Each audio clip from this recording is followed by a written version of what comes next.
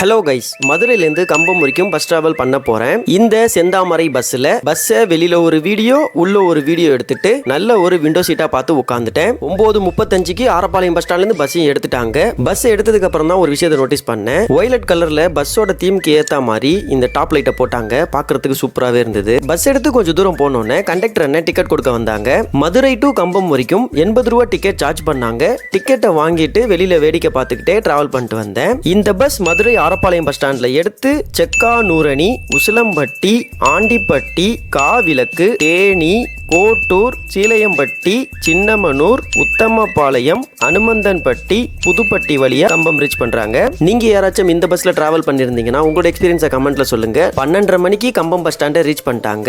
என்ன சேஃபா கூட்டு வந்த டிரைவர் அண்ணனுக்கு ஒரு தேங்க்ஸ் சொல்லிட்டு அங்கேருந்து கிளம்பிட்டேன். வீடியோ அவ்வளவுதாங்க. வீடியோ லைக் பண்ணிட்டு சேனலை சப்ஸ்கிரைப் பண்ணிக்கோங்க. அப்புறம் இது வெறும் டிராவல் இல்லைங்க.